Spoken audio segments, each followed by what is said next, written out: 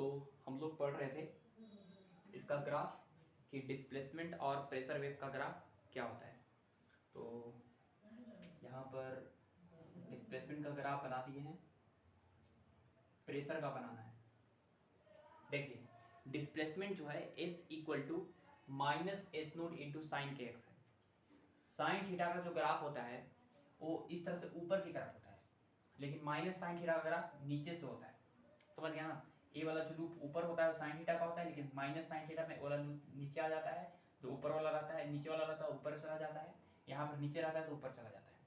ठीक है, ये बता चुके। उसी तरह कॉस थीटा का ग्राफ यहाँ पे बनाना है जो प्रेशर का ग्राफ है। Pressure equal to P equal to P naught cos K X. तो प्रेशर का जो ग्राफ होगा वो कुछ इस तरह का होगा।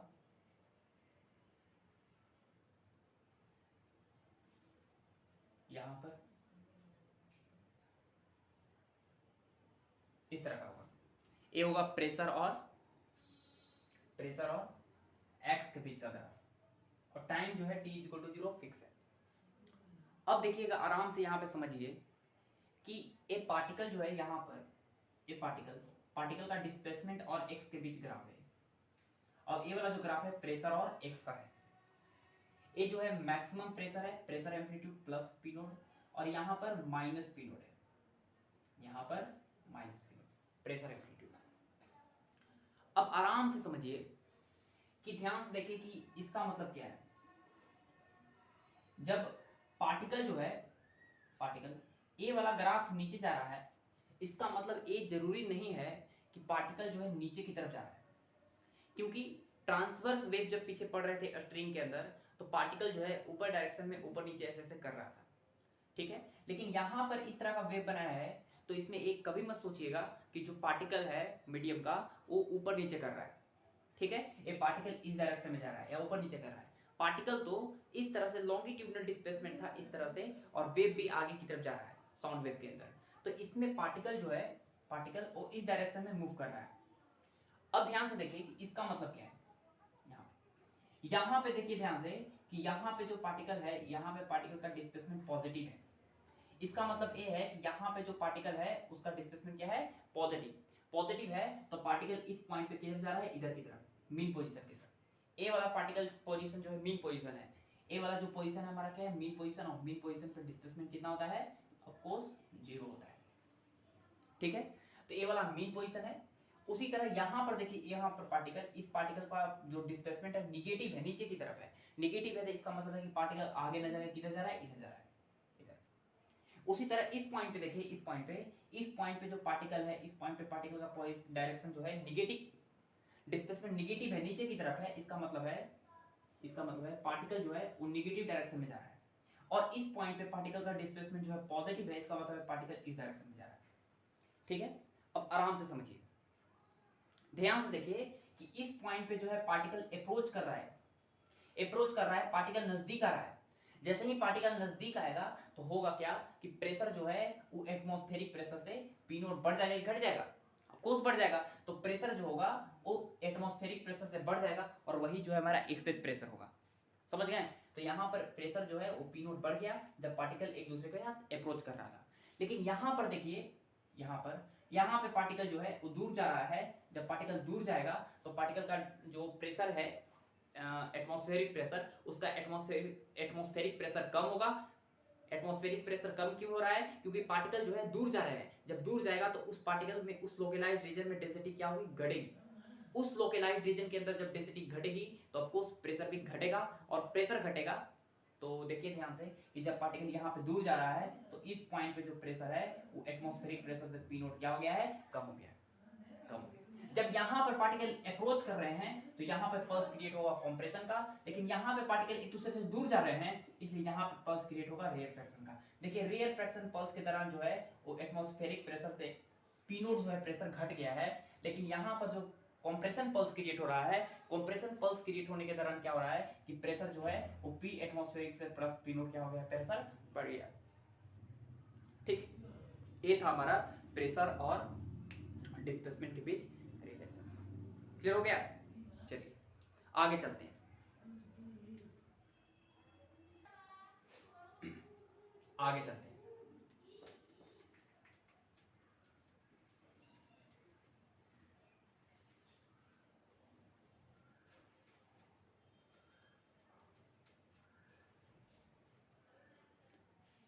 आगे है हमारा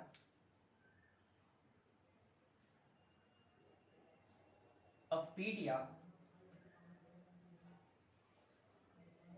velocity of sound wave, speed या वेलोसिटी ऑफ साउंड वेव, या इस वेलोसिटी ऑफ साउंड वेव की जगह पे लिखा रहेगा velocity of longitudinal wave, velocity of longitudinal wave, दोनों सेम है। वेलोसिटी ऑफ साउंड वेव लिखिए या वेलोसिटी ऑफ लॉन्गिट्यूडिनल वेव लिखिए, एक ही चीज है। चलिए आराम से समझिएगा। हम जो है स्ट्रिंग के अंदर जो है वेलोसिटी पढ़ चुके हैं। वेलोसिटी आया था v is equal to under root T by mu, v is equal to under root T by mu. ये हम स्ट्रिंग के अंदर ट्रांसवर्स वेव पढ़ चुके हैं। ये हमारा क्या था? Transverse wave. किसके अंदर? स्ट्रिंग के अंदर। वो पिछले चैप्टर में पढ़ चुके हैं। Velocity of transverse wave in the string, ठीक है, ये पढ़ चुके हैं। अब हमको जो है पढ़ना है कि साउंड वेव की वेलोसिटी क्या होगी। तो सबसे पहले अगर मान लीजिए कि कोई भी वेलोसिटी हो, वेलोसिटी का फॉर्मूला तो यही होगा, टेंशन यहां पे बताएगा उसका इलास्टिसिटी को, उस मीडियम के इलास्टिसिटी को। यहां पे टेंशन जो है वो किसी मीडियम के इलास्टिसिटी को बताती है, और ये जो म्यू है, मास पर यूनिट लेंथ, ये बेसिकली डेंसिटी को बताती है, डेंसिटी को या इनर्शिया को। किसको? इनर्शिया को।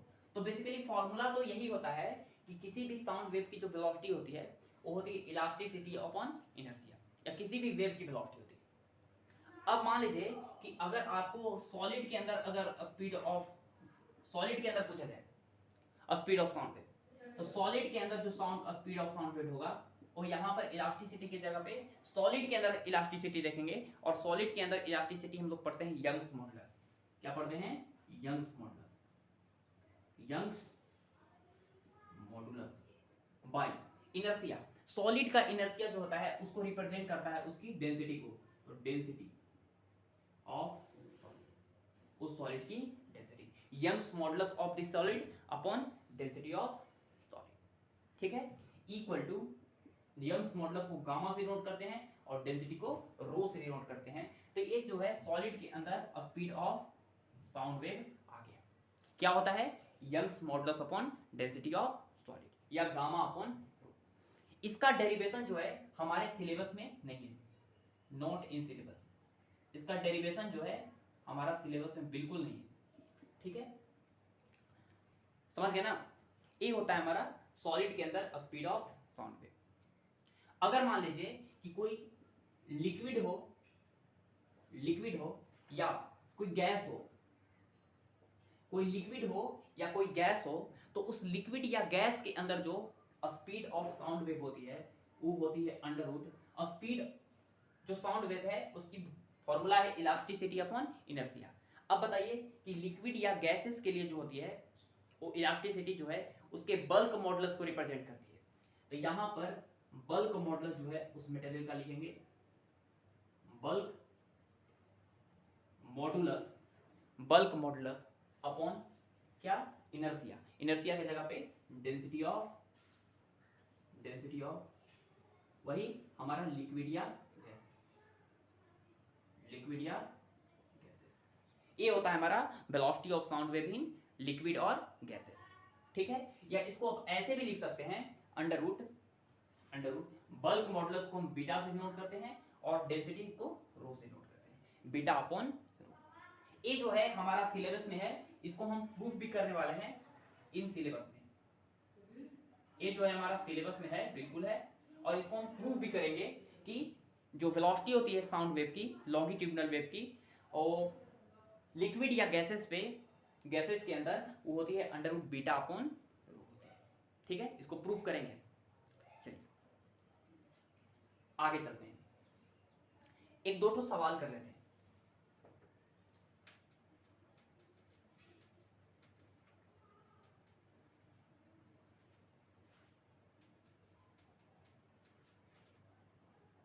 सवाल है हमारा, बताइएगा, if Young's modulus of A, if Young's modulus of a solid is 1.24 into 10 to the power 6 newton per metre square. एक सॉलिड है जिसका यंग्स मॉडुलस इतना दिया हुआ है। If density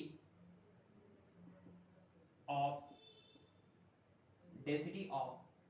solid density of solid is 3.1 kg per metre cube. उस solid की जो डेंसिटी है वो दी हुई है 3.1 kg per metre cube. Then find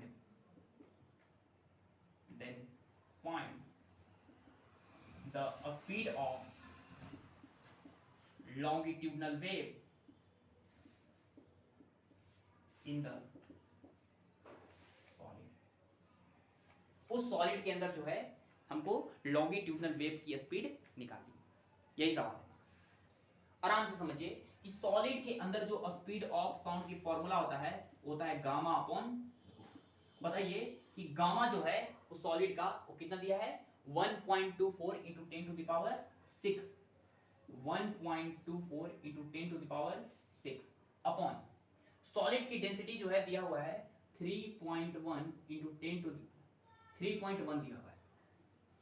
कितना दिया है 3.1।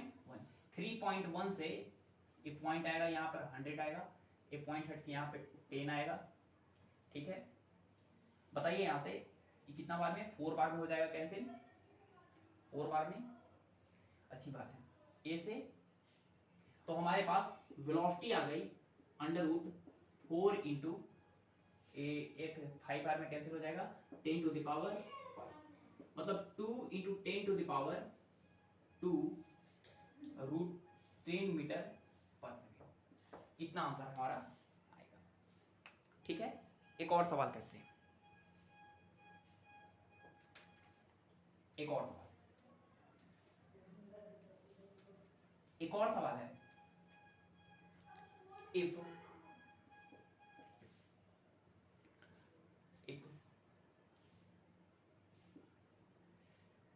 जो सॉलिड है, सॉलिड नहीं है एक लिक्विड है water, if a speed of sound wave in the water is 1300 metre per second. Sound wave की जो स्पीड है वो वाटर के अंदर दिया हुआ है 1300 मीटर पर सेकेंड। सवाल है find the bulk modulus of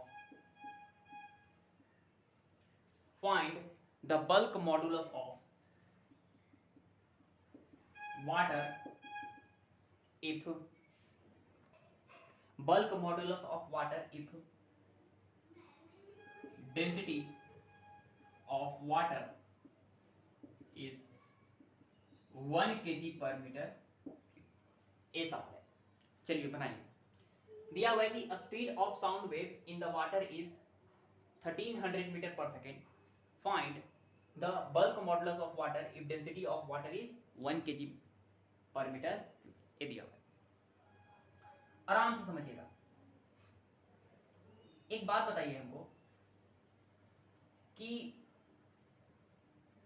velocity equal to होता है बीटा अपॉन रो। यहां पर सॉरी 1000 है 1000 kg पर मीटर क्यूब, ये दिया हुआ है।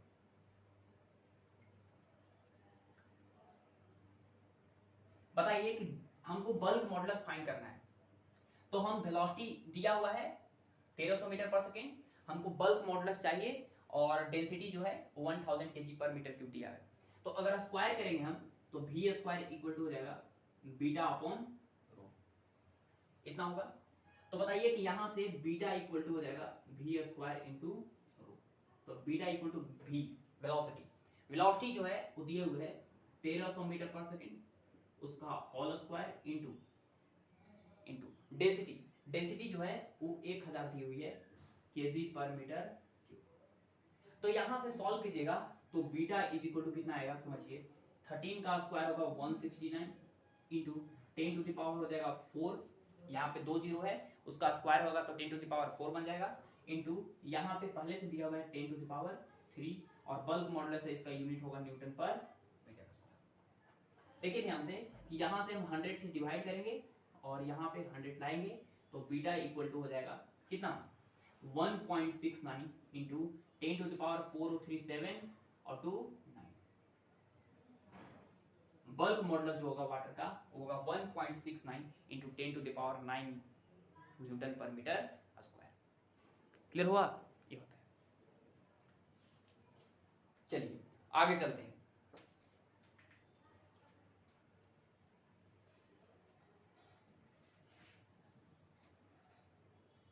आगे है हमारा अ speed of sound wave.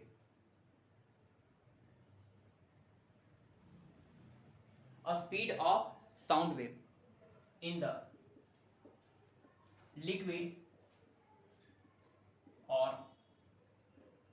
gases.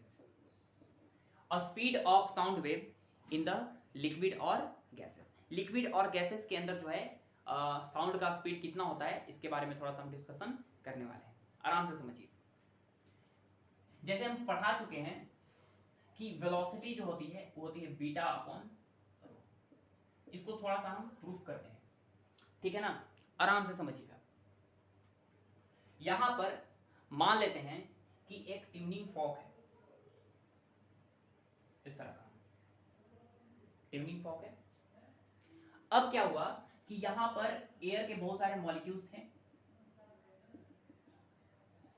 Air के क्या थे यहां पे मॉलिक्यूल्स थे ऐसे।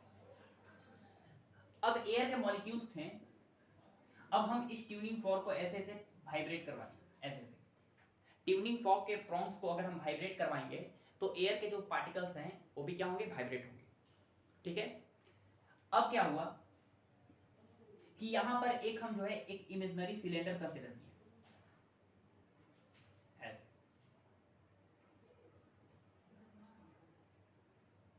यहां पर एक इमेजिनरी सिलेंडर हम जो है ऐसे कंसीडर किए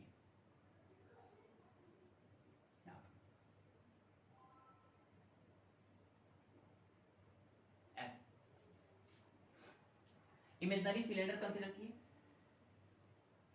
यहां से x डिस्टेंस दूर आकर, यहां से x डिस्टेंस दूर आकर, यहां पे x थोड़ा बड़ा लिखेंगे, यहां से x डिस्टेंस दूर आकर एक dx विड्थ का एक सिलेंडर कंसीडर किया, ठीक है, जिसका मास जो है सवाल में वो दिया हुआ है dm मास का सिलेंडर है। अब एक बात बताइए कि जब इसके प्रोंग्स जो है ऐसे ऐसे वाइब्रेट करेंगे तो ट्यूनिंग फॉर्क के प्रोंग्स वाइब्रेट करने के दौरान होगा क्या कि यहां पे प्रेशर जो है बढ़ जाएगा। प्रेशर बढ़ भी सकता है, घट भी सकता है, हमको नहीं पता कि यहां पे प्रेशर जो है वो बढ़ा है कि घटा है। अगर यहां पर प्रेशर जो है कंप्रेशन पल्स हुआ तो प्रेशर बढ़ जाएगा, यहां पर जो है रेयर फ्रैक्शन पल्स हुआ तो प्रेशर घट जाएगा। तो मान लीजिए कि यहां पर कंप्रेशन पल्स हुआ तो यहां पर प्रेशर जो है ऐसे इधर की तरफ इस तरह के जो है एयर के मॉलिक्यूल जो है इस इमेजिनरी सिलेंडर पे इस तरह से प्रेशर लगाएंगे। जैसे मान लीजिए कि ये जो है एक सिलेंडर है और सिलेंडर के इधर वाले जो मॉलिक्यूल्स हैं वो इस पे क्या लगाएंगे, इस तरह से प्रेशर लगाएंगे। प्रेशर लगाएंगे कितना, प्रेशर लगाएंगे इसका एरिया इंटू फोर्स, या प्रेशर इंटू एरिया। फोर्स कितना लगेगा, फोर्स होगा हमारे पास यहाँ पे F1 बोल रहे हैं। उसी तरह इधर के जो एयर के मॉलिक्यूल्स होंगे, एयर के मॉलिक्यूल, इस पे भी उस तरह से एक फोर्स लगाएंगे F2। बताइए एयर के मॉलिक्यूल जो है इधर की तरफ फोर्स लगाएंगे F2 और एयर के मॉलिक्यूल्स इधर से फोर्स लगाएंगे F1। लेकिन ओवरऑल जो है ये पूरा जो एयर के मॉलिक्यूल्स हैं वो किधर जाएगा, ओवरऑल पूरा एयर के जो मॉलिक्यूल्स हैं वो इस डायरेक्शन में से वाइब्रेट कर रहा है, वाइब्रेट कर रहा है। तो मान लीजिए कि इस पॉइंट पे एक्सेलरेशन किधर है, आगे की तरफ आगे जा रहा है। ऐसे जरूरी नहीं है कि सारे के सारे एयर के मॉलिक्यूल्स आगे जाएंगे, ये जो है अपनी जगह पे सारे ऐसे ऐसे क्या कर रहे हैं, ऑसिलेट कर रहे हैं। तो मान लीजिए कि उस समय जो है एयर के मॉलिक्यूल्स किधर जा रहे हैं, आगे। कितना एक्सेलरेशन से, ऑफ कोर्स ए एक्सेलरेशन से। ठीक है, अब आराम से समझिएगा ये F1 कितना होगा। तो बताइए कि यहां पर प्रेशर पहले होगा कितना, प्रेशर होगा P ATM और प्लस इस ट्यूनिंग फॉर्क के वाइब्रेट करने की वजह से कुछ एक्सेस प्रेशर भी वहां पे आएगा, इतना, यहां पे प्रेशर इतना होगा और यहां पे प्रेशर कितना होगा इस वाले रीजन पे। तो बताइए कि मान लीजिए कि यहां से dx बिट्स आगे गए तो प्रेशर जो है P ATM plus P excess से छोटा सा प्रेशर dp जो है बढ़ गया, छोटा सा प्रेशर dp क्या हो गया, बढ़ गया। यहाँ पे dp जो है प्रेशर और dx बिट्स आगे जाने की वजह से कितना हो गया, प्रेशर प्लस dp हो गया। अब समझिएगा कि अगर हम इस पॉइंट पे न्यूटन्स लॉ अप्लाई करें इस पॉइंट पे, तो बताइए इधर की तरफ से फोर्स लग रहा है F1 और फोर्स का फॉर्मूला क्या होगा, मास इनटू एक्सेलरेशन या प्रेशर इनटू एरिया। तो बताइए कि इस वाले सरफेस पे प्रेशर है P ATM plus P excess into area इधर से। उसी तरह इस डायरेक्शन में जो है, इस डायरेक्शन में प्रेशर कितना है, फोर्स F2 है, वो फोर्स कितना है P ATM atmospheric pressure plus जो एक्सेज प्रेशर है, excess pressure O plus dp और इस पॉइंट पे इस सरफेस का एरिया A, ये दोनों फोर्स हम लिख दिए। और ओवरऑल जो dm मास का सिलेंडर है वो आगे की तरफ एक्सेलरेशन कितना से जा रहा है, A से। अगर आगे से जा रहा है आगे A से तो नेट फोर्स कौन होगा, नेट फोर्स इधर की तरफ होगा, नेट फोर्स जो है वो आगे की तरफ होगा क्योंकि A वाला फोर्स बड़ा होगा, A वाला फोर्स छोटा होगा, तभी तो एक्सेलरेशन आगे की तरफ है। तो A वाला फोर्स बड़ा है तो बड़ा माइनस छोटा equal to mass into acceleration, ऐसे लिखेंगे। तो बड़ा फोर्स है F1 माइनस छोटा फोर्स है F2, फोर्स आगे लग रहा है F1 आगे, F2 लग रहा है पीछे, लिखेंगे F1 minus F2 equal to इसका मास है dm इनटू एक्सेलरेशन आगे की तरफ। बताइए कि F1 जो है वो कितना है, F1 है P ATM plus P excess into area minus F2 कितना है, F2 है P ATM plus P excess plus dp into area बराबर मास है dm into acceleration, sorry acceleration A। लिख सकते हैं, समझ गए ना। अच्छा, अब ध्यान से देखिए कि A से मल्टीप्लाई करेंगे तो हो जाएगा P ATM plus P excess into area, area से मल्टीप्लाई हो जाएगा minus P ATM into area minus plus minus P excess into area plus plus minus minus dp into area, इतना आएगा equal to mass into acceleration तो dm into a। देखिए ध्यान से कि a वाला P ATM into area minus P ATM into area cancel हो गया, P excess into area P excess into area cancel हो गया। तो हमारे पास बच गया क्या, बच गया minus dp into a, minus dp into a बराबर बराबर dm into acceleration, minus dp into a into dm into acceleration. बताइए कि माइनस dp इनटू a बराबर dm, इस जो एयर जो सिलेंडर कंसीडर किए हैं उसका मास कितना होगा, छोटा सा, डेंसिटी इनटू वॉल्यूम, उसका density rho into volume, volume लिखेंगे लेंथ है dx, एरिया है a, तो वॉल्यूम हो जाएगा a into dx into acceleration a। ध्यान से देखिए कि एक्सेलरेशन एरिया से एरिया कैंसिल हो गया और हमारे पास जो प्रेशर आ गया माइनस dp, वो हो गया कितना, रो स्मॉल a dx। ठीक है, तो बताइए कि minus dp upon dx equal to density, dx को नीचे ला दिए और डेंसिटी एक्सेलरेशन, एक्सेलरेशन क्या होगा, एक्सेलरेशन होता है d2s upon dt square, d2s upon dt square. ये आ गया हमारा जो है वैल्यू सॉल्व करने के बाद। अब जो है प्रेशर भी पता होता है, डिस्प्लेसमेंट भी पार्टिकल का पता होता है, इसमें रखेंगे तो हमको जो है वेलोसिटी मिल जाएगा। आगे थोड़ा सा सॉल्व करना है, चलिए सॉल्व करते हैं।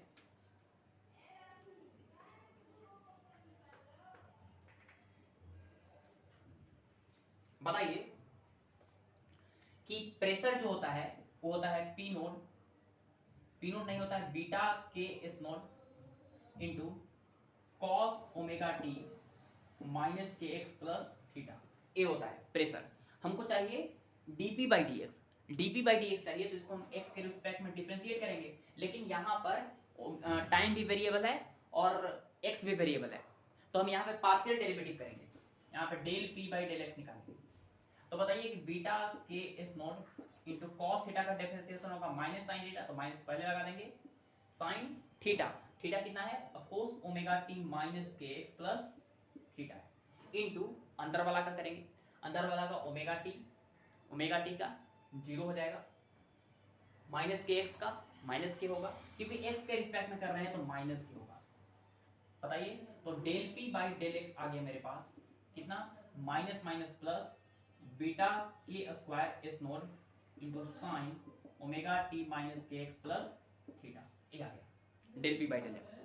और एक और चीज है D two S upon D T square, acceleration, acceleration तो पहले से ही पता रहता है, क्या होता है, minus omega square S naught into sine omega T minus K X plus theta. ये कितना बार एक्सेलरेशन बता चुके हैं। बताइए कि ये भी जो है एक्सेलरेशन को लिखेंगे D two S upon D T square, ये भी पता है हमको, ये भी पता है, ये दोनों उठा के जो है हम इसमें अंदर रखने वाले हैं। तो बताइए minus del P by del X, del P by del X है हमारा minus beta K square S naught into sine omega T minus K X plus theta बराबर, पहले माइनस लगा क्या हो गया, बराबर rho into D two S upon D T square क्या है, D two S upon D T square है, देखिए क्या, minus omega square S naught into sine omega T minus K X plus theta. देखिए ए वाला टर्म और ए वाला term cancel हो गया, माइनस से माइनस कैंसिल हो गया, और बताइए कि एस नॉट से एस नॉट कैंसिल हो गया, और हमारे पास बच गया बीटा इंटू के स्क्वायर बराबर रो इंटू ओमेगा स्क्वायर, यहाँ से beta upon rho equal to हो गया omega square by K square, omega square by K square को लिखते हैं वेलोसिटी ऑफ वेव का whole square, omega square by K square को लिखेंगे वेलोसिटी ऑफ वेव का होल स्क्वायर, स्क्वायर हटा के इधर रूट लाएंगे तो हमारे पास वेलोसिटी ऑफ वेव पता चल गया कितना, अंडर रूट बीटा अपॉन, ठीक है, बीटा अपॉन रूट, यही होती है हमारे वेव की वेलोसिटी। क्लियर हुआ, समझ में आया ना, ये होता है हमारा वेव की वेलोसिटी होती है किसी भी मीडियम में, सॉरी कौन सा मीडियम में, लिक्विड के अंदर या गैसेस के अंदर। चलिए समझ गए ना, आगे चलते हैं।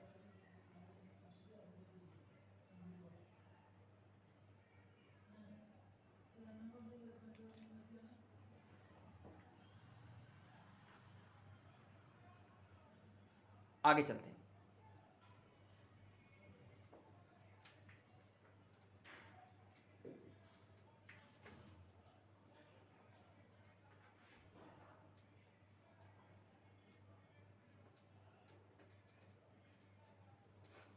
आगे चलते हैं, हेडिंग लगाइएगा स्पीड ऑफ साउंड वेव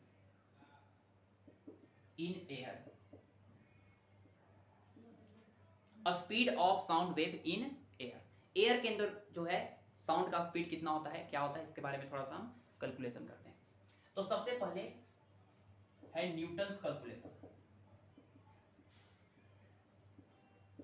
सबसे पहले न्यूटन्स कैलकुलेशन, साउंड वेव का जो स्पीड है एयर के अंदर वो निकालने जो है सबसे पहले न्यूटन के द्वारा कैसे निकाला गया इसके बारे में थोड़ा सा डिस्कशन करेंगे, समझिए आराम से। न्यूटन ने बताया कि एयर के अंदर जो साउंड है वो ट्रेवल करता है तो उस दौरान जो टेम्परेचर रहता है कांस्टेंट होता है, टेम्परेचर क्या होता है, कांस्टेंट। टेम्परेचर कांस्टेंट का मतलब ऐसे भी समझ सकते हैं कि जब एयर जो है फ्लो होता है, ठीक है ना, तो एयर फ्लो होने के दौरान जो है वो उसके अंदर जो टेम्परेचर बढ़ेगा ना टेम्परेचर घटेगा, टेम्परेचर ना बढ़ेगा ना घटेगा, इसका मतलब है कि चेंज इन टेम्परेचर जीरो होगा, चेंज इन टेम्परेचर जीरो होगा मतलब टेम्परेचर कांस्टेंट होगा, और टेम्परेचर कांस्टेंट होता है तो उस तरह के प्रोसेस को हम लोग नाम पढ़ते थे आइसोथर्मल प्रोसेस। इसका मतलब है कि न्यूटन ने बताया कि साउंड जो है, साउंड वो एयर के अंदर जो है आइसोथर्मली प्रोपोगेट करता है। आइसोथर्मली प्रोपोगेट करने का मतलब ये भी हम बोल सकते हैं कि चेंज इन टेम्परेचर क्या होगा, जीरो होगा। चेंज इन टेम्परेचर जीरो का मतलब कि टेम्परेचर क्या होगा, कांस्टेंट होगा। ठीक है, ये जो है न्यूटन ने बताया। लिखेंगे कि साउंड वेव, न्यूटन के द्वारा बता रहे हैं, sound wave propagates in the air, sound wave propagates in the air isothermally,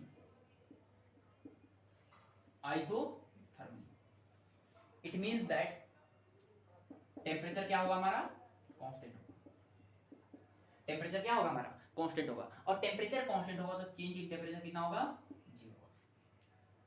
ठीक है, ये न्यूटन ने बताया, ठीक है ना, अच्छी बात है। अब ध्यान से देखिए कि टेम्परेचर कांस्टेंट होता है तो हम पढ़े होंगे कि प्रेशर और वॉल्यूम का जो मल्टीप्लिकेशन होता है वो के होता है, के हमारा क्या होता है, कांस्टेंट। ये जब शुरुआत में जब हम चैप्टर पढ़ा रहे थे साउंड वेव तभी बताए थे कि प्रेशर और वॉल्यूम का जो मल्टीप्लिकेशन होगा क्या होगा, कांस्टेंट होगा, जब प्रोसेस हो थर्मल प्रोसेस हो, आइसोथर्मल प्रोसेस। अब इसको हम अगर डिफरेंशिएट करेंगे वॉल्यूम के रिस्पेक्ट में तो आएगा P into dV by dV plus V into dP by dV और बराबर कांस्टेंट का डिफरेंशिएशन 0। तो यहां से P कट गया, P प्लस उधर जाएगा तो हो जाएगा minus beta dP by dV, और minus beta dP by dV को हम लोग बल्क मॉडुलस बोलते थे। तो बल्क मॉडुलस जो है प्रेशर के क्या होता है, बराबर। आइसोथर्मल प्रोसेस के लिए जो होता है बल्क मॉडुलस वो प्रेशर के बराबर होता है। ठीक है, अच्छी बात है। अब बताइए कि वेलोसिटी जो है अभी तुरंत हम पढ़ा दिए साउंड वेव का, वो होता है under root beta upon rho, beta upon rho. तो velocity equal to beta, beta कितना होता है, बीटा जो है वो प्रेशर के बराबर होता है आइसोथर्मली, जो आइसोथर्मल प्रोसेस होता है तब। तो बीटा के जगह पे हम P लिख दिए upon rho, pressure upon density, A है। ये जो है न्यूटन ने कैलकुलेशन किया और साउंड का स्पीड ए निकाला। ठीक है, अच्छा। अब ध्यान से देखिए कि प्रेशर जो होता है एयर के अंदर वो एटमॉस्फेरिक प्रेशर होता है, PATM 1.01 × 10⁵ पास्कल या न्यूटन पर मीटर स्क्वायर, ये होता है। डेंसिटी जो होती है एयर की वो लगभग 1.25 kg पर मीटर क्यूब के बराबर होता है, इतना होता है। ठीक है, तो वेलोसिटी कितना हो जाएगा, तो वेलोसिटी जो है अगर उसके अंदर रखेंगे प्रेशर के जगह पे रखेंगे 1.01 × 10⁵ पास्कल अपॉन डेंसिटी के जगह पे लिखेंगे 1.25। अगर इसको सॉल्व किए तो लगभग जो है 287 मीटर पर सेकंड के आसपास आया। ठीक है ना, न्यूटन ने जब साउंड का स्पीड निकाला एयर के अंदर तो जो है कितना आया, 287 मीटर पर सेकंड। लेकिन एक्सपेरिमेंटली जब देखा गया तो ये वाला तो गलत था, एक्सपेरिमेंटली जो है उससे काफी एरर आ गया इसके अंदर न्यूटन के कैलकुलेशन में। एक्सपेरिमेंटली देखा गया कि एयर के अंदर जो साउंड का स्पीड होता है वो होता है लगभग 330 मीटर पर सेकंड के आसपास, इतना होता है एक्सपेरिमेंटली। लेकिन न्यूटन के कैलकुलेशन के दौरान जो है इतना आया। ठीक है, उन्होंने ये बताया न्यूटन ने। तो आगे चल के एक साइंटिस्ट थे जिनका नाम था लाप्लास। लाप्लास ने बताया कि न्यूटन ने जो माना है कि एयर के अंदर जो साउंड प्रोपोगेट्स होते हैं वो आइसोथर्मली होते हैं, वो ऐसा नहीं है, टेम्परेचर कांस्टेंट नहीं होता है। तो टेम्परेचर कांस्टेंट नहीं होता है इसका मतलब क्या है कि कुछ एयर के मॉलिक्यूल जो है टकराएंगे, टकराने की वजह से क्या होगा कि उसकी इंटरनल एनर्जी बढ़ेगी, इंटरनल एनर्जी बढ़ेगी तो उसका टेम्परेचर भी चेंज हो सकता है। ठीक है, टेम्परेचर भी चेंज हो सकता है, समझ गए ना। लेकिन टेम्परेचर अगर बढ़ेगा या टेम्परेचर घटेगा तो ये मत सोचिएगा कि टेम्परेचर जो है बढ़ने से उसका अंदर हीट बढ़ गया और हीट बाहर निकल गया सिस्टम से, मतलब गैस से एयर के अंदर से हीट बाहर निकल गया। या ऐसा भी सोच सकते हैं कि बाहर से कोई हीट आ जाए अंदर, ऐसा कभी नहीं सोचना है। एक साइंटिस्ट ने बताया जिनका नाम था लाप्लास। तो चलिए अगला आगे जो है हेडिंग लगाइएगा, लाप्लास।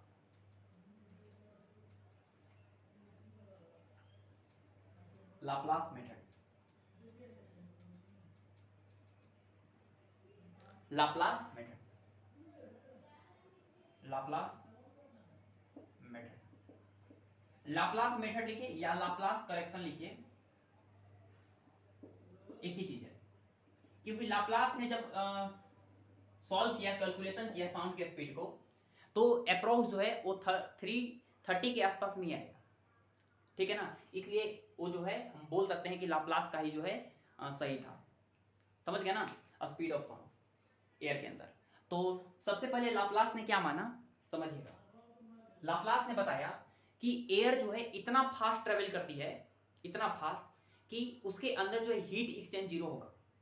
हीट एक्सचेंज जीरो हो, इसका मतलब क्या हो सकता है कि ना बाहर से कोई हीट इसके अंदर दे सकते हैं, ना अंदर से कोई हीट बाहर जा सकता है, समझ गया ना। लेकिन न्यूटन ने बताया कि टेम्परेचर कांस्टेंट रहेगा, टेम्परेचर कांस्टेंट रहेगा अंदर वाला का। ऐसा नहीं है, टेम्परेचर कांस्टेंट नहीं हो सकता। क्यों?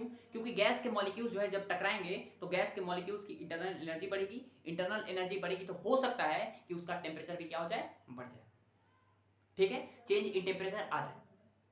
लेकिन लाप्लास ने बताया कि ऐसा नहीं है, एयर जो है इतना फास्ट ब्लो करती है कि न बाहर से हीट आ सकता है, न अंदर से हीट बाहर जा सकता है। इसका मतलब है हीट एक्सचेंज जीरो। और बताइए कि अगर हीट एक्सचेंज जीरो होता है किसी प्रोसेस का, तो उस प्रोसेस को क्या बोलते हैं हम लोग, आइसोथर्मल प्रोसेस नहीं, उसको हम एडियाबैटिक प्रोसेस बोलते हैं।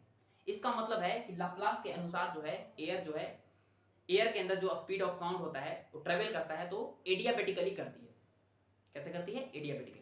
मतलब हीट एक्सचेंज जीरो होगा, ना बाहर से हीट आ सकता है, ना अंदर से हीट बाहर जा सकता है। ये जो है लाप्लास ने बताया। लिखो, sound wave travels in the air adiabatically। Adiabatically का मतलब ऐसे भी बोल सकते हैं कि चेंज इन हीट कितना हो, जीरो।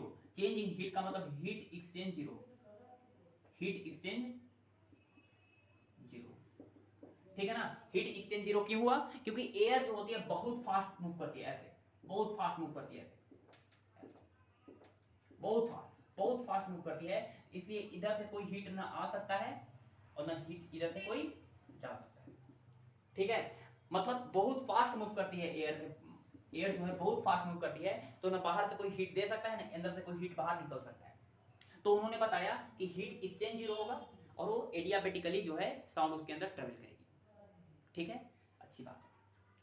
अब एडियाबैटिक मान के जो है लाप्लास ने साउंड वेव का कैलकुलेशन किया।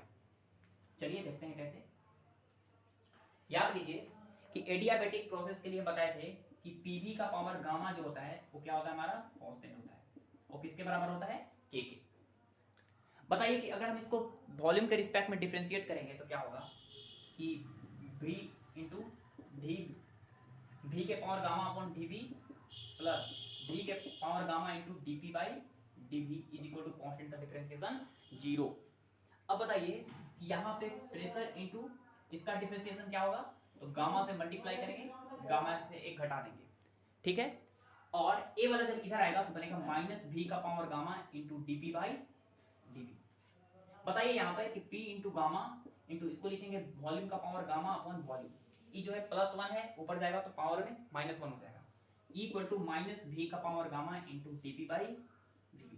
v का पावर गामा और v का पावर गामा कैंसिल हो गया और हमारे पास dp by dv minus v dp by dv का वैल्यू आ गया कितना, p गामा।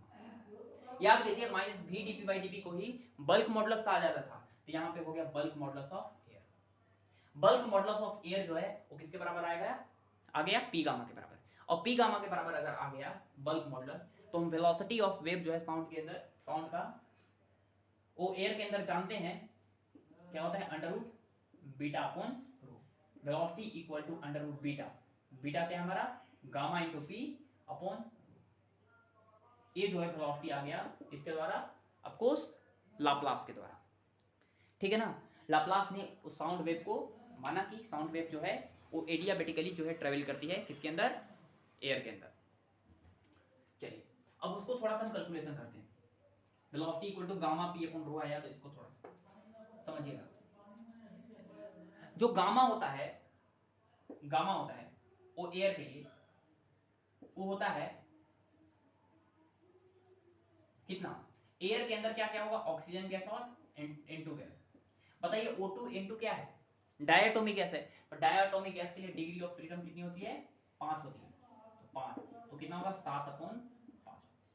गामा का वैल्यू पता चल गया, डेंसिटी पता ही है, डेंसिटी होता है 1.25 kg per metre cube, nearly होता है ऐसे 1.29 समथिंग लाइक होता है। और प्रेशर जो होता है एटमॉस्फेरिक प्रेशर होता है 1.01 इंटू 10 का पावर 5 पास्कल।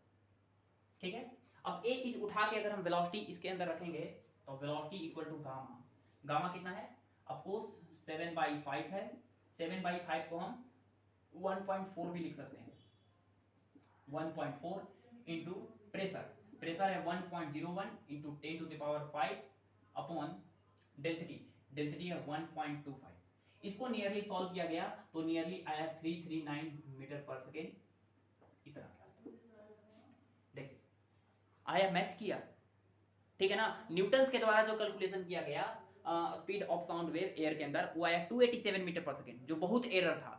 और यहाँ पे लाप्लास के द्वारा किया गया तो अप्रोक्स सही है, समझ गए ना। तो आज से हम जो है वेलोसिटी का फॉर्मूला वो याद रखेंगे, गामा पी अपॉन रो याद रखेंगे।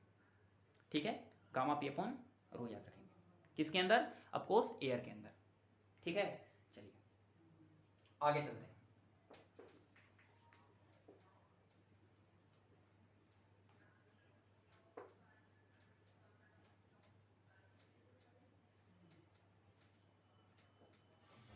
वेलोसिटी हम लोग देख लिए कि वेलोसिटी इक्वल टू है गामा पी अपॉन रो।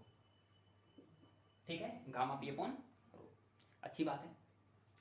अब एक चीज हम जानते हैं, क्या आप लोग पढ़े होंगे कि एक आइडियल गैस के लिए पीवी इक्वल टू क्या होता है, NR, PV equal to NRT, सबको ही पढ़ा होगा। यहां से बताइए कि पी इक्वल टू होगा number of mole upon volume into R into T. ठीक है, P is equal to number of mole को लिखेंगे given mass upon molar mass, given mass upon molar mass. पहले से एक वॉल्यूम है, नंबर ऑफ मोल n को लिख दिए हम, given mass m upon molar mass capital M into पहले से भी है into r into t। Mass upon volume जो है वो गैस की डेंसिटी बन जाती है, तो हो जाएगा density rho r t upon. तो प्रेशर जो है हमारे पास वो आ गया कितना, रो r t बाई m। ध्यान से देखिए कि अगर टेम्परेचर कांस्टेंट हो, टेम्परेचर कांस्टेंट हो तो प्रेशर जो होती है डायरेक्टली प्रोपोर्शनल टू क्या होती है, डेंसिटी। डेंसिटी बढ़ेगा तो प्रेशर भी क्या होगा, ऑफ कोर्स बढ़ेगा, ये तो पता ही है। अब बताइए यहां पर कि वेलोसिटी हम निकाल चुके हैं गामा पी अपॉन रो। बताइए कि velocity equal to gamma P, P कितना है, rho R T by M, rho R T by M upon कितना, रो, पहले से रो है देखिए, रो से रो कैंसिल हो गया और वेलोसिटी का फॉर्मूला हो गया हमारे पास gamma R T by, velocity equal to हो गया साउंड वेव की वेलोसिटी का फॉर्मूला हो गया कितना, gamma R T by M हो गया। ठीक है, अच्छी बात है। जहां पे आर जो होता है, आर को हम लोग बोलते हैं गैस कांस्टेंट, क्या बोलते हैं, गैस कांस्टेंट। आर को हम लोग बोलते हैं कितना, गैस कांस्टेंट बोलते हैं। ठीक है, और ए जो है A Boltzmann constant by number of Avogadro number के बराबर भी होता है, के बाई एन ए के बराबर। ठीक है, आगे चल के हम इसको पढ़ेंगे भी, या पढ़ भी चुके होंगे आप लोग, काइनेटिक थ्योरी ऑफ गैसेस में बताए हैं। अब बताइए कि यहाँ पे आर का जो वैल्यू होता है वो होता है 8.314 जूल पर मोल केल्विन, जूल पर मोल केल्विन। अब इस 8.314 को हम इतना लिखेंगे 25/3 जूल पर मोल केल्विन। कैलकुलेशन के लिए आसान होता है, 25/3 सॉल्व कीजिएगा तो नियरली वही आएगा 8.313। ठीक है, अच्छी बात है। आगे चलते हैं, आगे आर हो गया टी, टेम्परेचर, टी क्या है हमारा, टेम्परेचर। और हमेशा याद रखेगा कि टेम्परेचर जो है इन केल्विन में होना चाहिए, इन केल्विन, केल्विन में होना चाहिए। टेम्परेचर केल्विन में हमेशा होना चाहिए। अगर केल्विन में नहीं दिया रहे, डिग्री सी में रहे, तो मान लीजिए कि x डिग्री सी रहे तो उसको x प्लस 273 लिख के उसको बदल देंगे किसमें, ठीक है ना, केल्विन में बदल देंगे। आगे ये जो m है कैपिटल M, उसको बोलते हैं हम लोग मोलर मास, मोलर मास। ठीक है, और ये हमेशा इंपॉर्टेंट है कि मोलर मास जो है वो दिया रहता है ग्राम पर मोल में, तो इसको लिखना है इन केजी पर मोल में, केजी पर मोल में। जैसे जैसे मान लीजिए कि molar mass of oxygen gas O2 वो दिया है हमारा कितना होता है 32 ग्राम पर मोल। तो हम क्या करेंगे कि इसको केजी में लिखेंगे 32 × 10⁻³ केजी पर मोल। अगर मान लीजिए कि molar mass of nitrogen gas दिया हुआ है, नाइट्रोजन गैस 28 ग्राम पर मोल, तो इसको केजी में भी लिखेंगे 28 इंटू 10 का पावर -3 केजी पर मोल, ऐसे केजी में बदल के लिखेंगे। यहाँ पे मोलर मास किस में होना चाहिए, ऑफ कोर्स केजी में होना चाहिए, और टेम्परेचर किस में होना चाहिए, ऑफ कोर्स केल्विन में होना चाहिए। ठीक है ना। चलिए एक दो सवाल कर लेते हैं।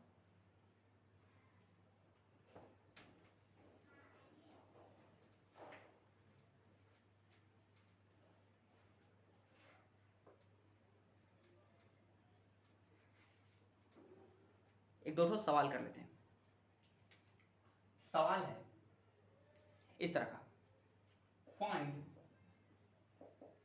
The ratio of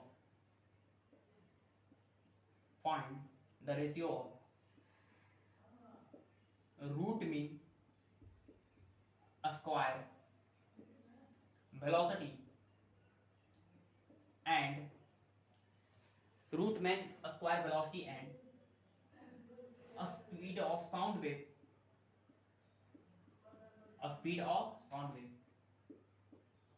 in the gas। ठीक है, गैस हमको जो है फाइंड करना है रूट मीन स्क्वायर वेलोसिटी और स्पीड ऑफ साउंड वेव किसी गैस के अंदर। ठीक है, टेम्परेचर सेम रहे, ये सब दिया रहेगा, तो बना देंगे, आराम से समझिएगा।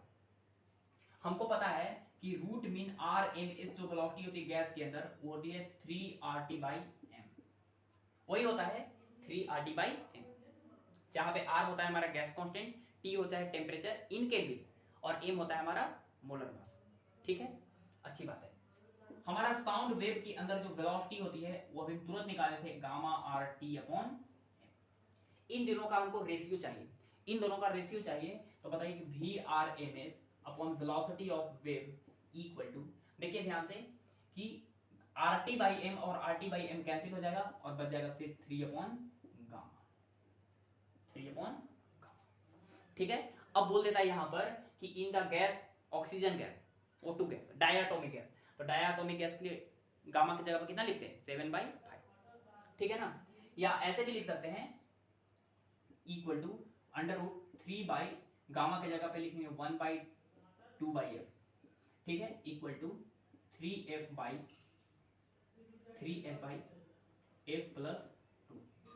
ठीक है, ऐसे। और यहाँ पे f जो है हमारा डिग्री ऑफ फ्रीडम है, डिग्री ऑफ फ्रीडम।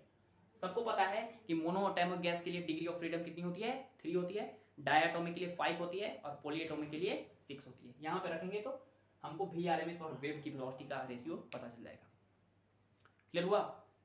चलिए आगे चलते हैं।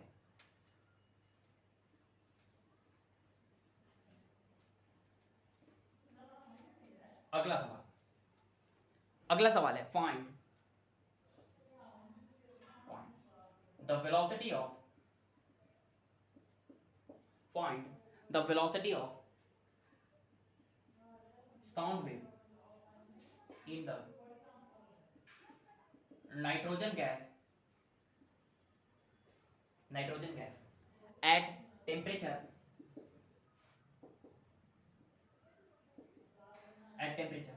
T is equal to 7 degree C। 7 degree C पर जो है हमको साउंड का स्पीड बताओ नाइट्रोजन गैस के अंदर, ये सवाल है, बता देंगे। बताइए कि साउंड का स्पीड का फॉर्मूला आपने तुरंत बताया था, क्या, गामा RT/m, या √P/ρ, या √β/ρ। अब जो इसमें से दिया हुआ है उससे लगा देंगे। बताइए कि नाइट्रोजन गैस है, नाइट्रोजन गैस क्या होता है हमारा, N2, इसलिए डिग्री ऑफ फ्रीडम कितना हो जाएगा, ऑफ कोर्स 5 हो जाएगा, और डिग्री ऑफ फ्रीडम 5 हो जाएगा तो गामा कितना हो जाएगा, ऑफ कोर्स गामा हो जाएगा कितना, 1 + 2/5, तो 7/5 हो जाएगा। गामा पता है, बताइए R का वैल्यू पता है, टेम्परेचर पता है, टेम्परेचर कितना है, ऑफ कोर्स 7 डिग्री C। हम बताए थे कि टेम्परेचर किस में होना चाहिए, केल्विन में होना चाहिए, तो केल्विन में बदलने के लिए 273 जोड़ देंगे, 7 + 273, ये बदल जाएगा केल्विन में, मतलब 280 केल्विन। ठीक है, मोलर मास कितना होता है, ऑफ कोर्स नाइट्रोजन गैस का होता है 28 × 10⁻³ kg पर, ये भी बताया था कि kg पर मोल में होना चाहिए। यहाँ पर रख दीजिए वैल्यू, तो यहाँ पर कितना हो जाएगा velocity under root gamma, gamma is 7/5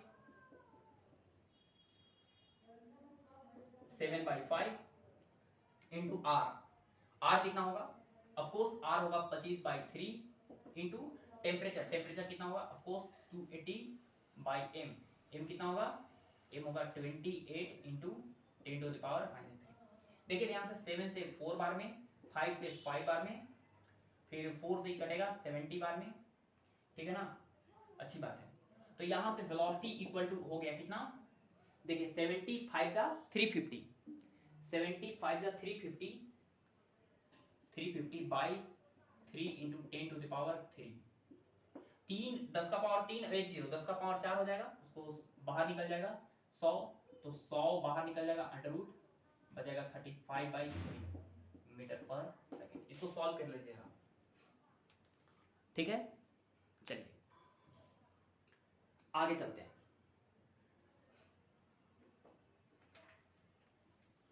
आगे चलते हैं।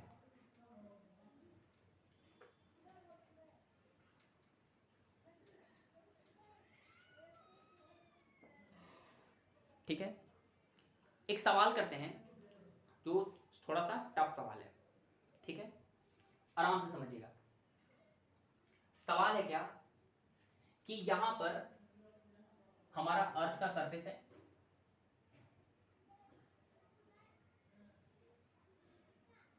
अर्थ सरफेस है, और इसके सरफेस पे जो टेम्परेचर है वो T1 दिया हुआ है।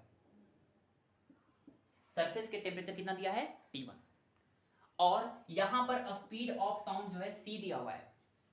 सरफेस पे टेम्परेचर दिया है T1 और सरफेस पे जो स्पीड ऑफ साउंड है कितना है, c, और इससे एज हाइट ऊपर जो है, एज हाइट ऊपर इस पॉइंट पे टेम्परेचर जो है दिया हुआ है T2, और यहां से इसका हाइट कितना है, कैपिटल H है, ठीक है, कैपिटल H है।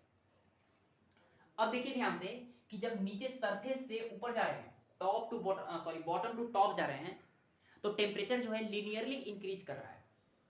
सवाल में दिया हुआ है कि if goes from surface to top then temperature of gas linearly increase, या टेम्परेचर ऑफ एयर जो भी यहाँ पे है, यहाँ पे गामा दिया है, मोलर मास m दिया है, जो भी मीडियम है, ठीक है ना। सवाल है, बताइए if temperature is linearly increased from the bottom to top, bottom to top, नीचे से ऊपर जा रहे हैं तो स्पीड जो है वो लीनियरली इंक्रीज कर रहा है, सॉरी टेम्परेचर जो है लीनियरली इंक्रीज कर रहा है, देन फाइंड, जो सवाल पूछा जाए उसका आंसर बताना है। सवाल है फाइंड टेम्परेचर ऑफ